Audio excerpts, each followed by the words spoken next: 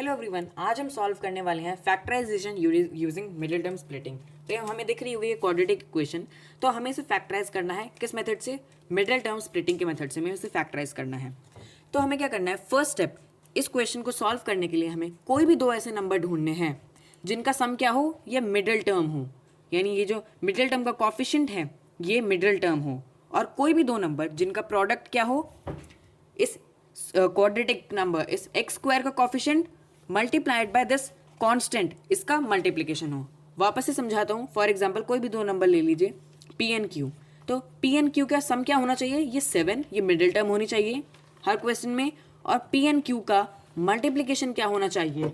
इस कांस्टेंट और इस जो कॉफिशिएंट है इसका मल्टीप्लिकेशन, यानी 3 इंटू 2 विच इज 6। फिर हम क्या करेंगे, इसको सिंपली सॉल्व कर लेंगे। अब हम इसको 2x स्क्वायर को एज इट इज यहाँ पे लिख लेंगे।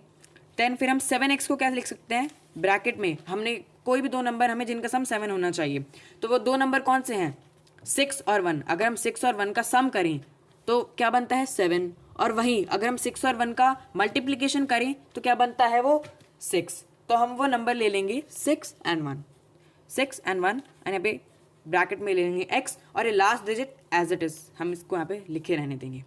देन फिर अब हम सभी को पता है, कोई भी फॉर एग्जांपल यहाँ पे मैं करके देखता हूँ, a प्लस बी, अगर यहाँ पे x लिखा हुआ है तो हम लिख सकते हैं यहाँ पे ax plus b x. Simply यहाँ पे हम सॉल्व कर सकते हैं 2x square plus 6x plus 1x, जिसको हम x भी लिख सकते हैं, प्लस 3। अब हमारा लास्ट स्टेप क्या है, हमें इनको सेपरेट करना है, यानी अब ब्रैकेट्स में डालना है। फॉर एग्जाम्पल 2x स्क्वायर और 6x का इनमें से कॉमन लेनी है कोई चीज़, और इनमें से तो कैसे करेंगे, हम 2 को कॉमन ले लेते हैं और x को ले लेते हैं। क्या बचा? 2x into x, 2x square plus 2x into 3, ये बचा, प्लस अब इसमें क्या कॉमन ले, ऐसा कुछ नहीं है तो हम 1 ले लेते हैं, 1x प्लस 3। और अगर हम इसको मल्टीप्लाई करके भी देखें तो हमारे पास यही आता है 1x प्लस 3 इंटू 1 3। तो अब हम क्या करें, ये और ये सेम आया तो हम इसको एज इट इज यहाँ पे ले लेंगे, एंड देन फिर जो हमारे पास बचा हुई चीज़ें होती हैं जैसे 2x और प्लस 1, इसको हम ब्रैकेट में ले लेंगे। सो इन दिस वे हम इसको सॉल्व कर सकते हैं। तो हमारे पास 2 फैक्टर्स आ गए, x प्लस 3, एक ये आंसर आ गया, और एक हो गया हमारे पास 2x प्लस 1। तो ऐसी और इन्फॉर्मेटिव वीडियोज़ के लिए प्लीज़ मेरे को सब्सक्राइब करें, and thank you for watching.